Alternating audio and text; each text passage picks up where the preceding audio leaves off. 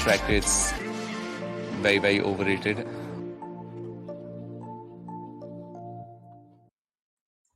Hello, everyone, and welcome to Strike Rate, the Cricket Analytics podcast, where today we're going to be talking about age. Should cricket teams give youth the chance? It's something that we talk about a lot, age in general, with respect to cricket, with respect to who will be the next president of America. And it's a topic that we're going to be getting into in a fair amount of detail today. I'm Jack Hope. I am joined by Dan Weston. How are you doing, Dan? Yeah, I'm good, mate. I'm good. Thankfully, no octogenarian cricket players or coaches right now. Not yet. You never know, though, do you? Maybe. Maybe Dhoni will be rocking out CSK in another 40 years or so. Before we get going, just a reminder to everyone to make sure they click like and subscribe or follow and to tell a friend or whatever. We did actually have, just before we started, Dan's real dog. We said, tell your dog. And Dan actually did get his dog on camera for a couple of seconds, but dog's disappeared. So maybe that'll happen. Oh, okay. Well, let's let sleeping dogs lie. The way he behaves is a good thing. Cool. Dan, before we get going with age, there's a couple of sort of more topical questions that I had for you, and these relate to the England Test team. Yeah. First of those, while we're talking aging, James Anderson, it'll be his last test starting tomorrow as we record now. So when you listen to this, it's probably underway or maybe has even happened. He's in his 40s. On the topic of age with James Anderson, are England right to be moving on from Jimmy at this stage, or is there life left? That's a really good question. I think it depends how you're looking at the selection process in terms of, are you selecting a team to win the next game or the next series, for example, against the West Indies, or are you looking to win the Ashes? Now, I personally think that England select with the Ashes in mind way too much. And actually, they probably would be better served just trying to win as many games as they can, which then put their players in a good place before they go and play in an Ashes series. But what do I know? I think that obviously they've got rid of Anderson, or they're going to get rid of Anderson because they don't believe that he's going to be a force in Australia in a year and a half's time. But I'm not quite convinced that they shouldn't use him for this summer, basically, especially when you've got injuries to Sam Cook as well, who would have kind of probably been that natural replacement, and obviously the retirement of Stuart Broad as well. Leaves England a bit short in the pace bowling stakes, I think. Yeah, I think there's fair arguments either way. Are you? I mean, here's a question. I mean, we're talking at the kind of elite level of the game here, where primarily your objective should be to win every game, and the development you would like to think happens at the level below until the player's 80% ready or 90% ready, maybe to be thrown in there. And even in those cases, you're probably thinking about players who might have a 10-year career and are 90% ready, and you want to just polish them off and finish them. You're not thinking about your second spinner or something like that. You don't give them a few games here and there. Where do you draw the line with that, I suppose? At what point, if someone is just playing on and on and on and on, and they might be in your best team, but they are kind of blocking a place off, do you ever draw the line or not? I think that there's a lot of factors. So I think first of all, the question should be who they're blocking. Is the player they're blocking so good that really they need to get given game time because of the upside that they might possess over, say, a 10-year period? The other thing as well might be that you're looking at how they might be in the future. So like the IPL 3-year auction cycle, we've got a mega auction coming up this coming auction in 2025, the start of 2025, and you're buying a player potentially for 3 years. So there, you're not looking at necessarily what they're going to be now in year one, you're going to be looking at them in the next 3 years. You don't want to be blocking someone who ends up getting irritated and going to another team. And that will often happen in county cricket as well, where a player, particularly at the bigger teams or test match ground or Division 1 teams like Surrey, Hampshire, Essex, Somerset, they've got a lot of players who have blocked. Notts have lost a lot of players who've gone on to do pretty well at other counties overall.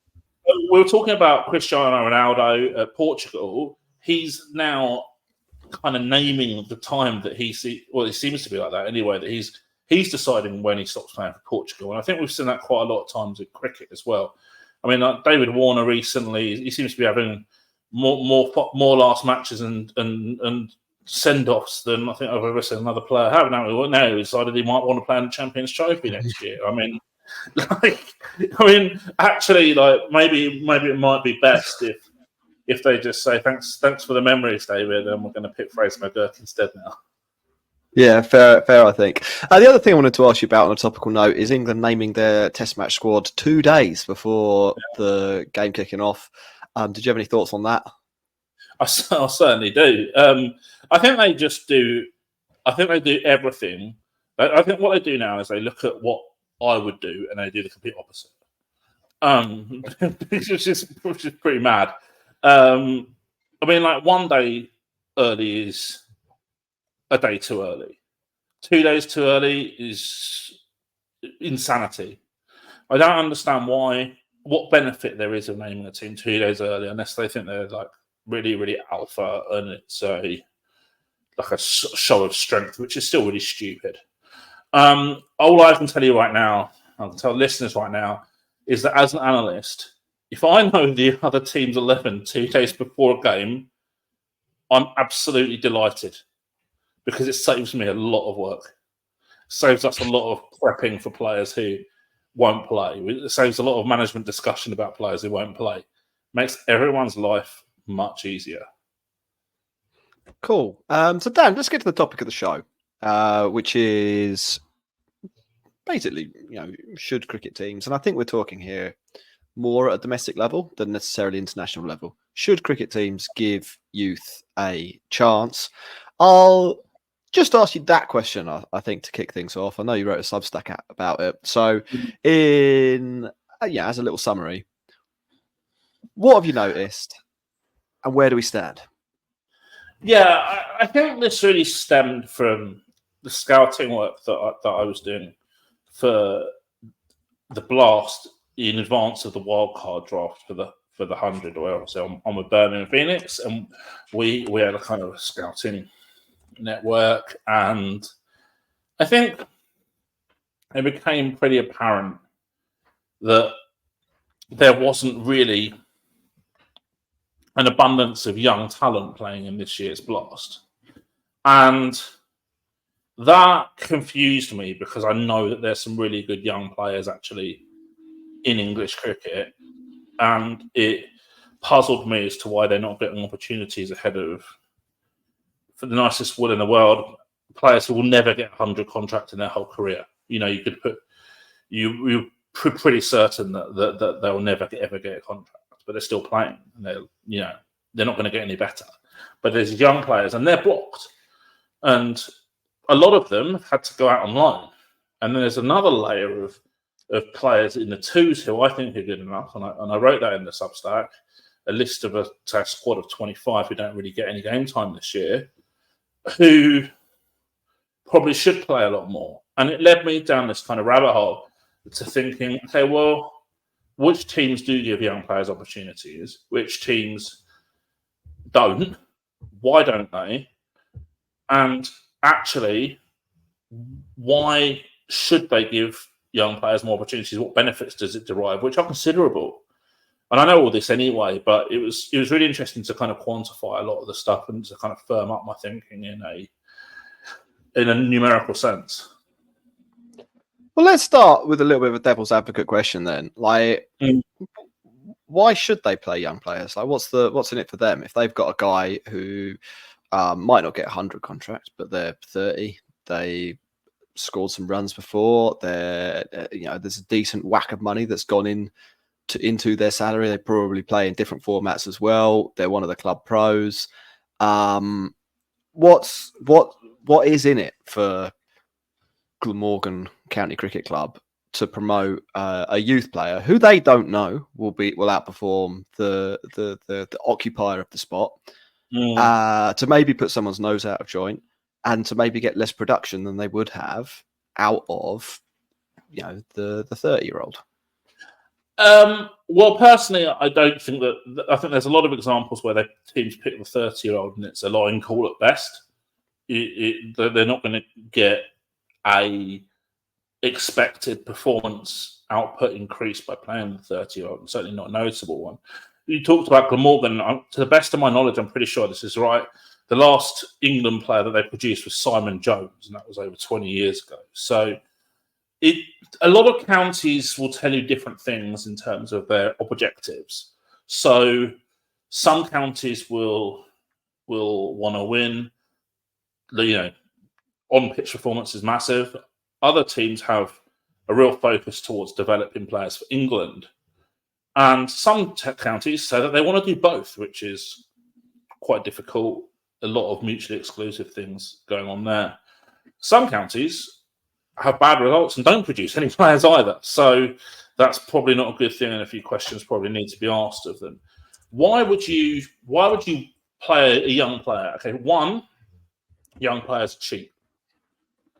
Two, young players give loyalty. Three, fans give young players more time in terms of performances. They won't get on their back as much, especially if they're from the academy or local as well.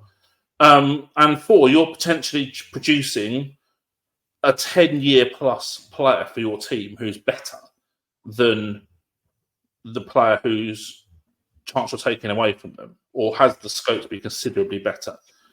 Now,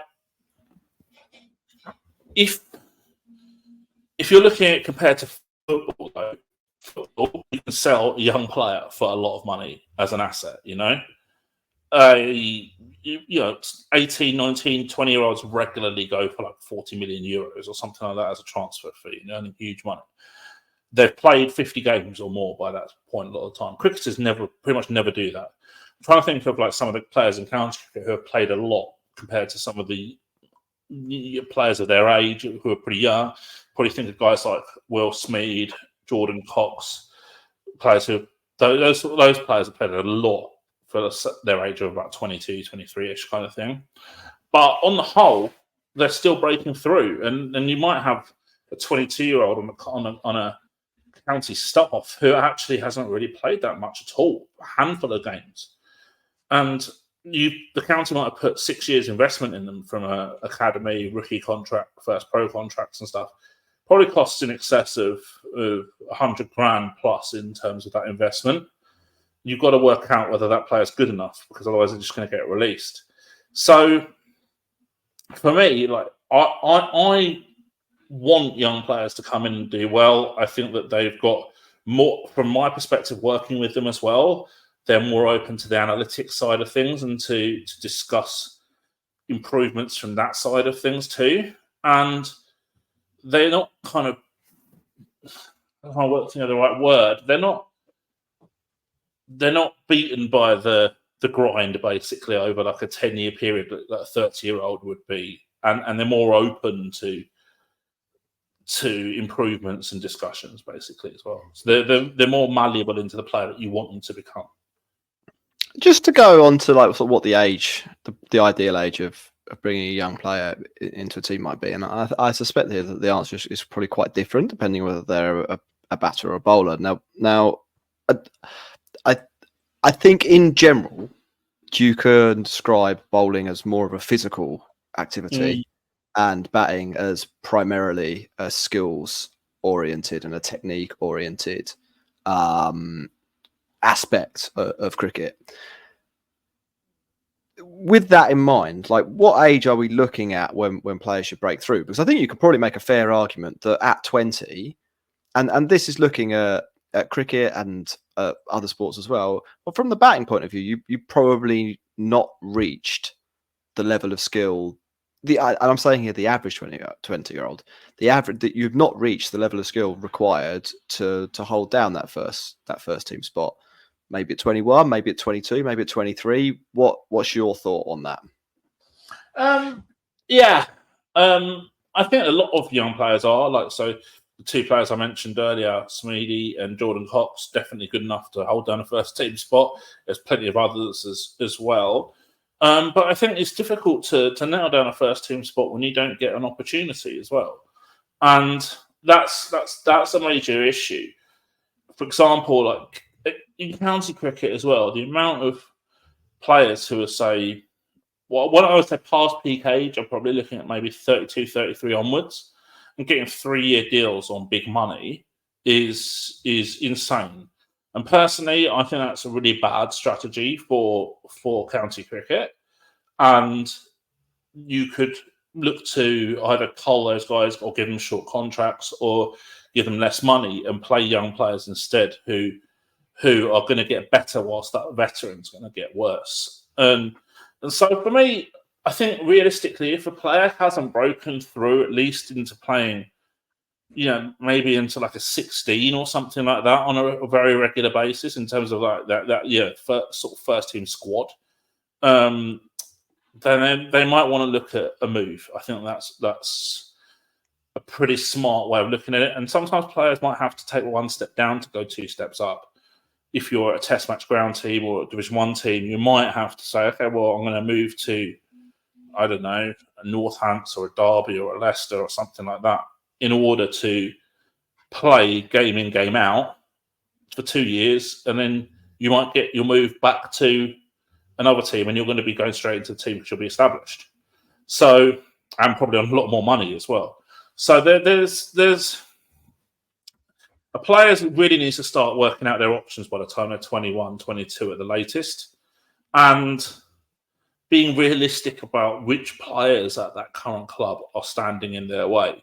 So I'll give you another example of a couple of players. So like at Lancs, there's a left arm spinner called Jack Morley, who I think has got pretty high potential, who went on loan to Derby earlier in the season, but it didn't really work out.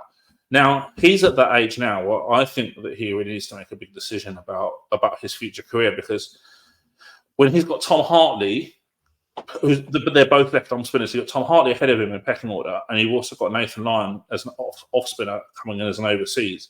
The chance of Jack Morley playing are pretty low. So does he then need to think, okay, well, maybe I might have to go from a Lancs to a Worcester or a Northants or something like that, so that I can play regularly? Because if you sign that extra deal, 2-year deal at 22, and you still don't play until 24 and you get released, you might not get a club. So it really is like now or never, basically, at that stage a lot of the time. Yeah, I think that's really interesting. I think that relates to some research that I was doing into this. So there's quite a lot of research people have done into age curves in general in different sports. Amal Desai has written one that you can read on Medium, I think, that talks about cricket. And I don't agree with every aspect of the conclusions he comes to, but what he basically notes is that if you want to have a good career in cricket, and this is kind of a rule of thumb, you want to keep improving for the longest possible time, because sometime in your 20s, you're going to plateau. You're not going to get any better. Yeah. And the longer you can delay the point at which you stop improving, obviously, the later your plateau is going to be, the longer your career is going to be, and the better you'll be as a cricketer overall. And if you think about this from a cricketing point of view, and you think about what Dan's saying, and what Dan's effectively saying is that if you want to get exposure to the best players and the most difficult game situations and the places that you will learn and you will be able to improve from having experienced those situations, you have to be in a first 11. And if you're blocked by another player, or you're at a county that doesn't prioritize youth selection or whatever it is, you probably need to think quite hard about where you go to get that exposure. Because if you think about cricket, a lot of the skills that people develop, they develop them from playing with and against players who are better than them. and getting the exposure to those challenges that they wouldn't get in second team cricket, or they wouldn't get playing ECB Premier Standard, or they wouldn't get in the nets, quite frankly. I think that's what you're driving at, Dan. I mean, like, do feel free to correct me if anything else there isn't right. Yeah, so like, for example, two things that I played to a decent standard competitively was pool and poker online. And I will say 100%, I got a lot better when I played against better people in both of those traits. I played pool against people who would literally go around pubs playing for money. And if I would probably, at the start, I would probably expect to win like 1 frame out of 10 against them. And after playing with them for a long time, I upgraded that to about 3 frames out of 10. So I got better because I was playing someone who was consistently better than me. In poker, it's the same. I don't know if anyone who's listening has played online poker to a decent extent. Every time you move up stakes, it gets harder. There's a higher level of competition, and that's logical. You can read online. There's stuff you can read about the flow of money upwards in online poker. And it's basically the same thing. I remember the first time I played like 2-4 online multi-tabling, and I'm like, this many years ago. First time I ever did it, when upgraded, and I was like, it's a completely different game to 1-2. And you have to adapt. You have to understand what the next level is and how you're going to combat people at that next level. And you can throw that back to cricket as well. Like, there's going to be different challenges in the Blast, for example, than there will be in the second 11 T20 or the ECB Premier League. You're going to come up, if you're a bowler, you're going to come up against batters who have got way more power and way more intent that you're going to see at those lower levels. How do you adapt to that? Can you adapt to that? What are the challenges? Can you find the solutions? That accelerates people's development very quickly. Dan, I think that's a really good place to leave part one. I think when we come back, maybe we'll talk about the other end of this. We've talked about development, and we've talked a little bit about the people blocking those development opportunities. And we should maybe talk about what the perceived value is and what the real value is in some of those players that occupy those positions and might be getting a little bit long in the tooth. At least as far as cricket is concerned. So we'll be back in a second. Do make sure you click like, subscribe, follow, whatever it is on whatever platform that you're listening or watching on. And we'll be back in a moment. Strike rate's very, very overrated. Welcome back, everyone, to Strike Rate, the Cricket Analytics podcast with myself, Jack Hope, and Dan Weston. Normally, we do a call out for tweets. I think this week I forgot to tell Dan that I was about, so we did. Yeah, we didn't do that. But if you want to find us on Twitter, I'm at JackHope0 and Dan is at SA Advantage. And if you've got any questions about what we're talking about now, or any comments, or whatever it is, do feel free to give us a tweet. Dan, in part one, we were talking about youth and player development, and kids not getting a chance. Let's talk maybe a little bit about the players on the other end of that spectrum. Now, you mentioned at one point in part one that you were aware of some counties handing out contracts to players who were 32 or 33 of 3 years in length. Now, and older, by the way, to clarify that, like 35, I've seen 35-year-olds get 3 deals, 36-year-olds get 3 deals. Yeah, I'm not going to stand here and say that those players don't deserve that money. I'm sure there were reasons that somebody signed, gave them those contracts. However, if you look at the research into this, you look at basically any research into this in basically any sport, and I don't think cricket has anything particularly exceptional about it that means that we can't compare it to other sports here. Like there are some biological factors at play that should be taken into account here, I think. From about the age of 31, you would expect basically all players to be on a fairly significant down curve. Now they might be on a down curve from an exceptional peak, and they may still be worth the money that you're paying them, and it might still be a good deal for player and for county.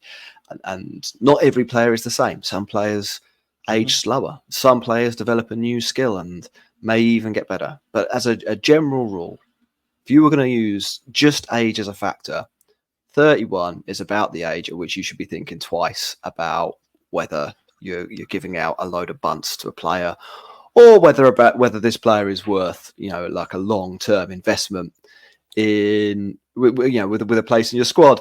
With that in mind, Dan, can you talk a little bit about what factors are at play that mean contracts do get handed out, and that these players do keep their places in teams, and what a smarter way of doing things might be?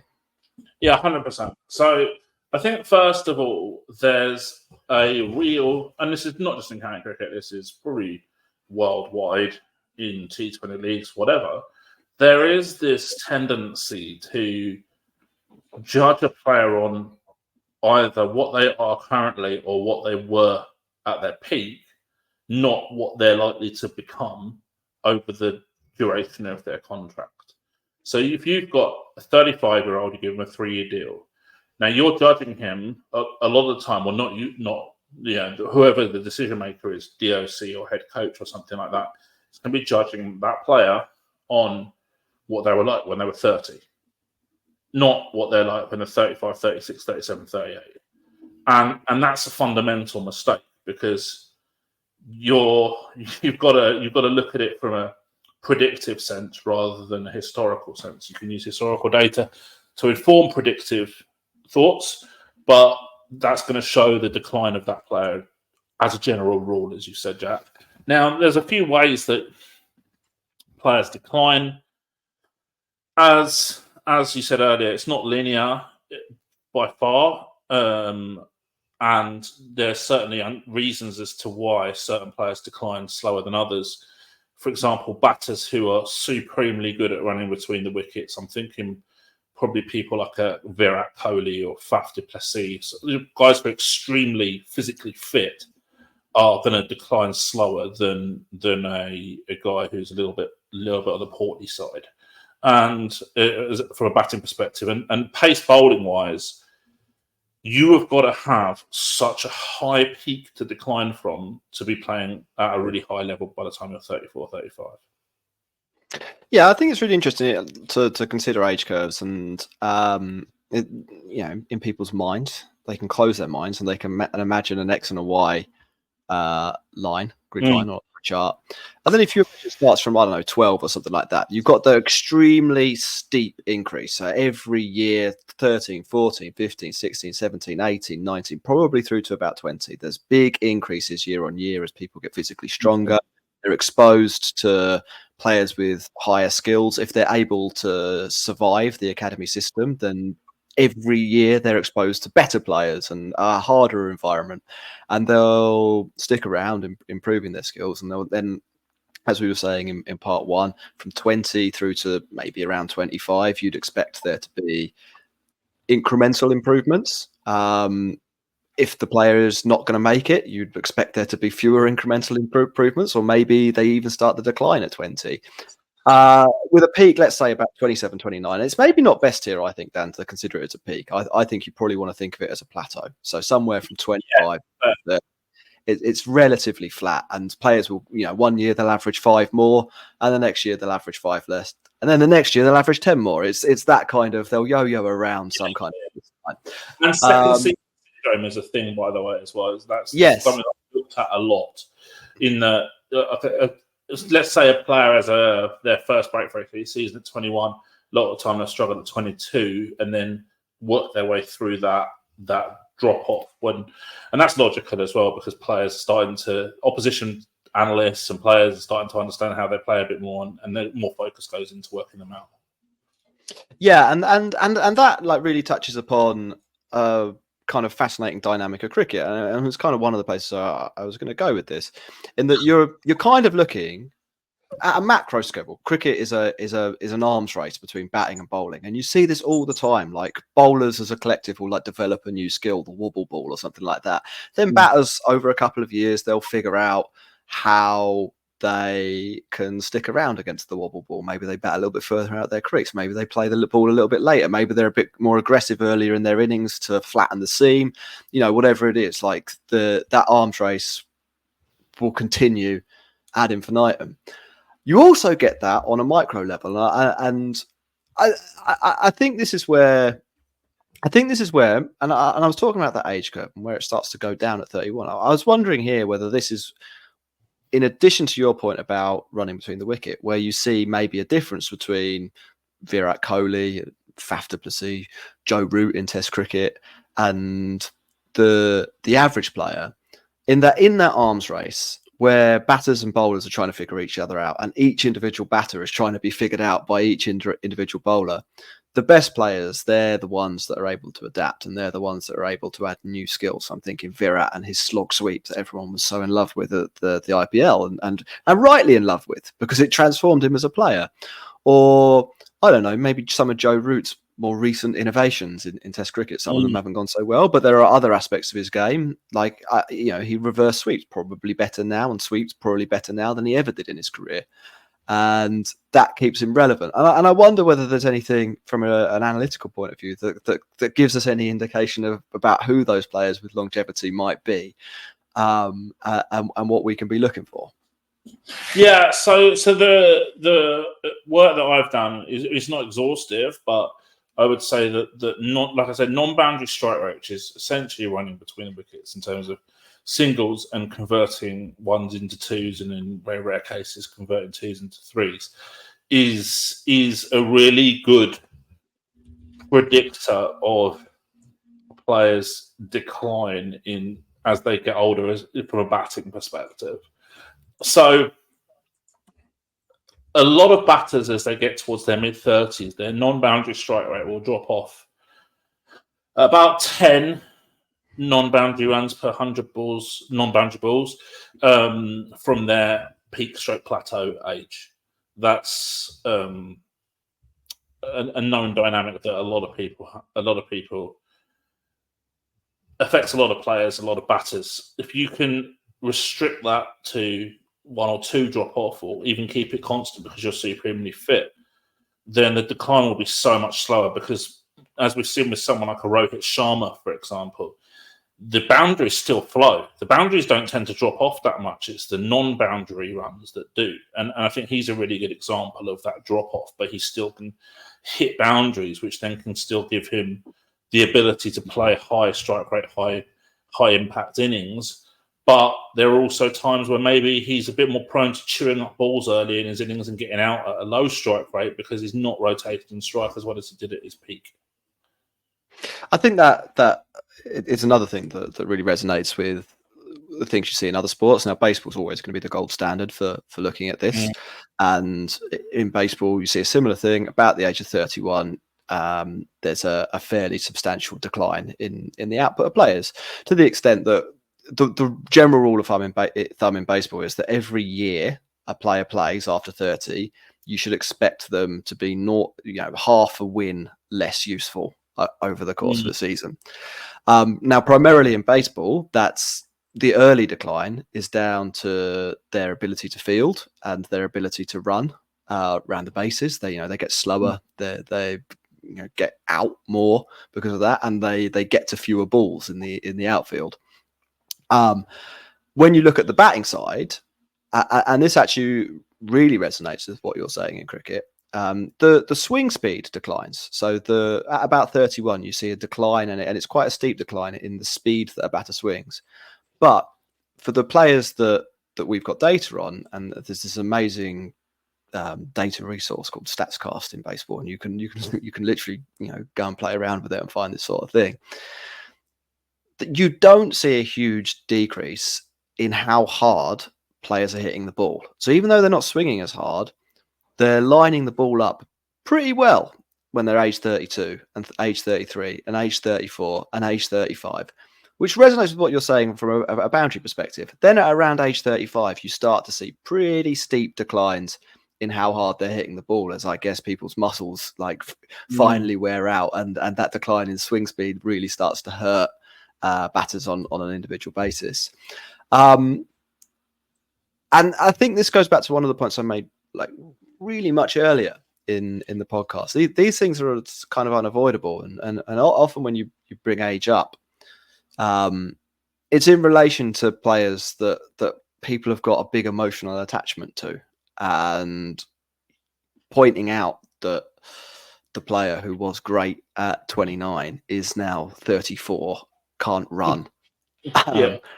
It's declining at that point in their ability to probably hit the sixes that they used to. So even from that perspective, it is maybe diminishing.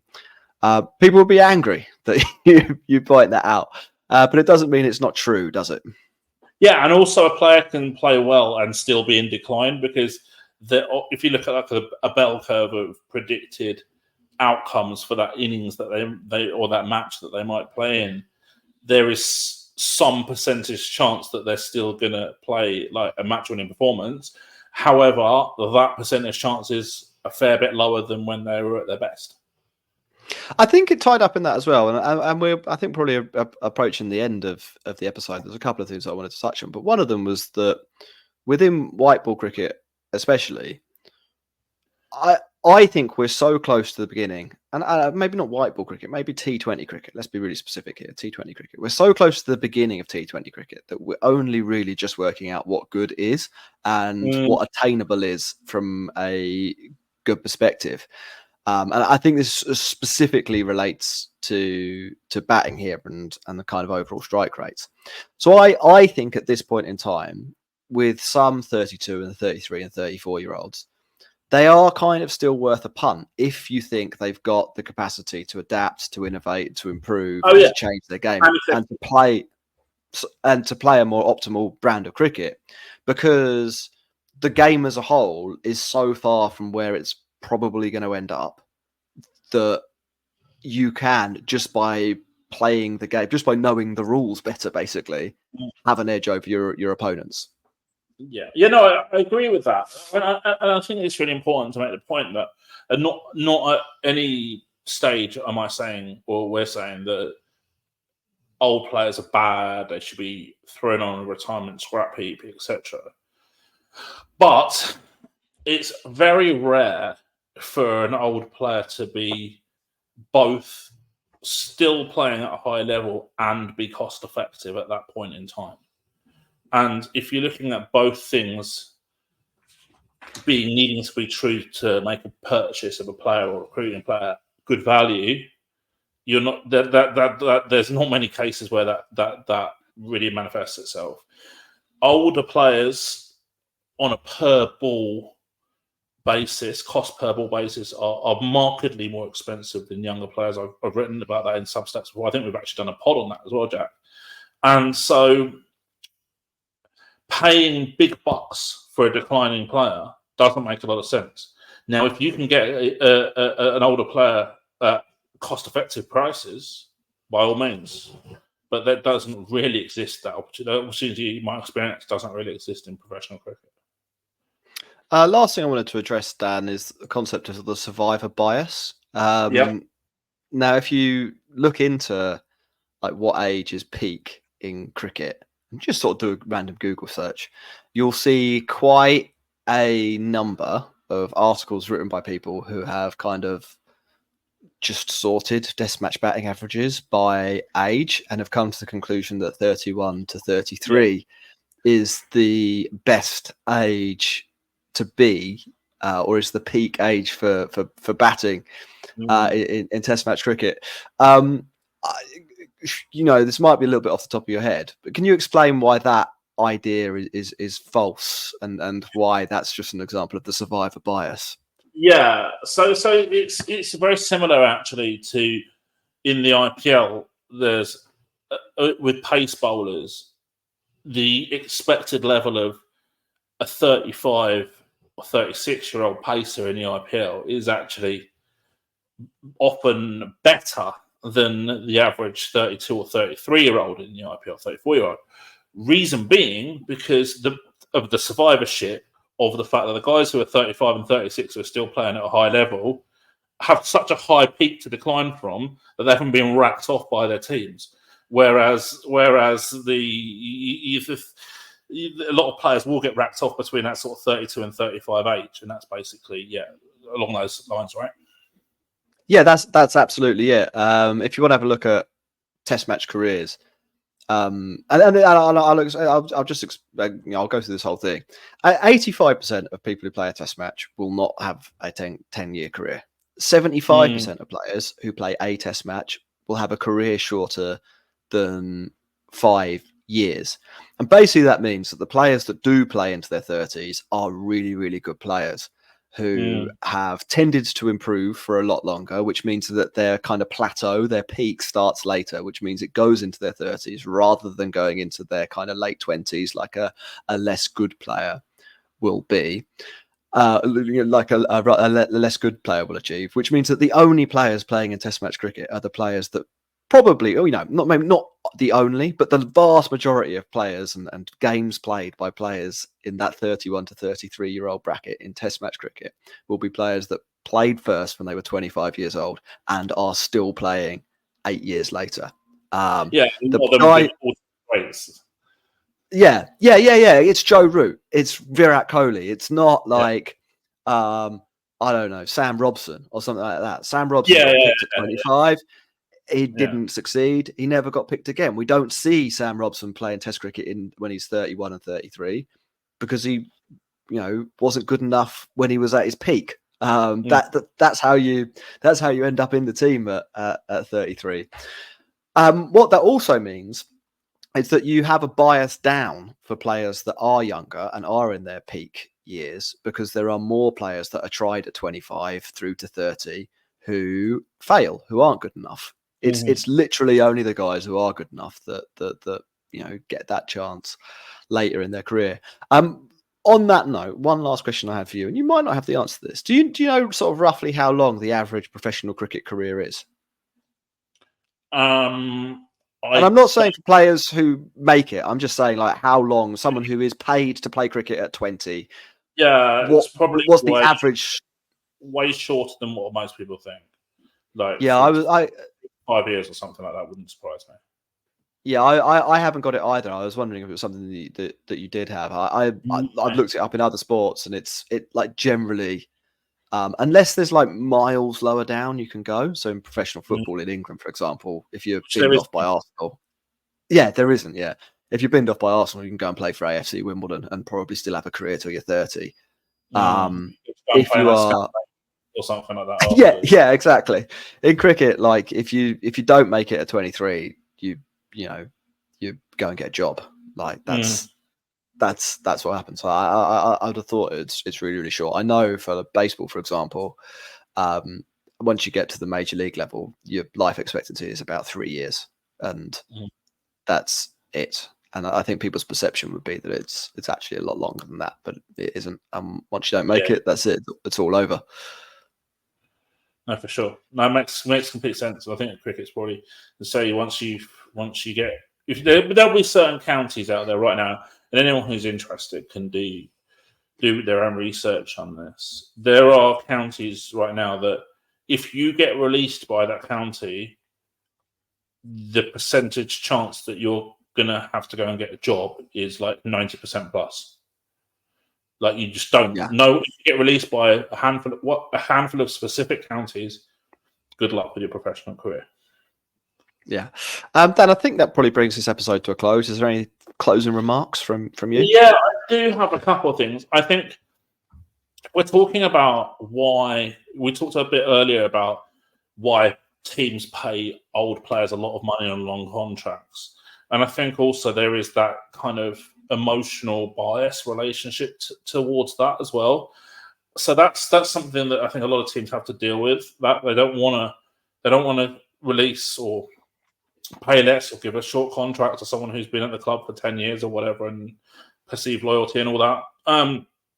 Secondly, I'm a big advocate of a football style transfer market, and I think that if we saw that in cricket, we'd start to see a dramatic increase in young players being played and young players being traded, because it gives an incentive to the more financially challenged teams to start developing players. We talked earlier about Glamorgan. Derby haven't really developed a lot of players over the last 5-10 years or whatever. And if there was an incentive where they could give game time to a really promising player from their academy, and then get a sell-on fee and a decent wedge to start with, then they're going to have more incentive to develop those players. And I think that the transfer market would really, really accelerate that process. Same with the IPL. I mean, like, some teams have academies, but it's just basically pointless, because with the auction cycle as it is, you're pretty much never going to retain someone from your academy who is still breaking through in the mega auction, because you haven't got enough retentions to justify that. So until that transfer system is mandated, there's going to be a drop off in terms of the value of developing your own, basically, in terms of that academy process. The second thing last thing I wanted to talk about was what represents good in terms of giving young players a chance. So I looked at the Blast, and this was data from, I think, after the game last Saturday. The average Blast team gives 19.6% game time to players born 2000, in the year 2000 or more recently, this season. Only 3 teams, Middlesex, Leicester and Yorkshire, and Middlesex and Leicester were miles ahead of everybody else, gave more than 25% of their available appearances to players born in 2000 or later. So anyone who's under 23 and a half, basically.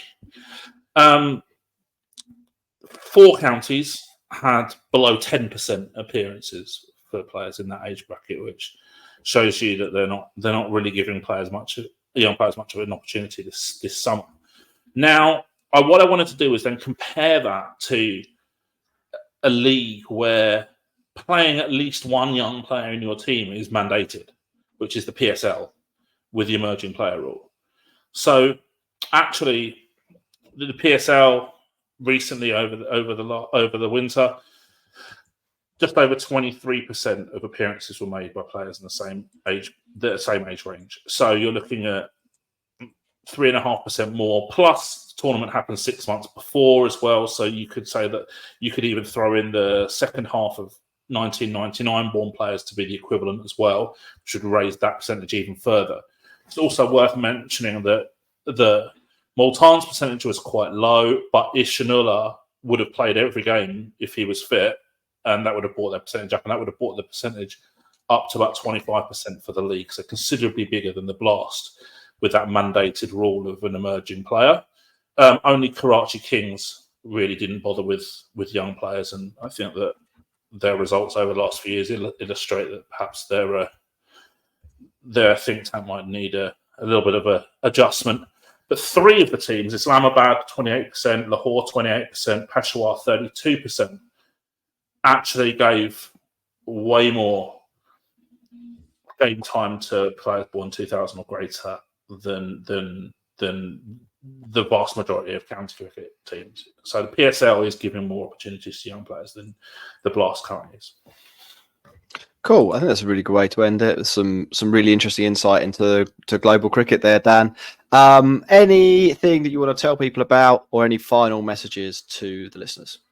No. Just next week we're gonna ask for a load of questions. So it'd be great to hear your input. Like, subscribe, share. Please tell everyone about us, and we'll join you again next week. Cool. Goodbye, everyone. Have a good 7 days.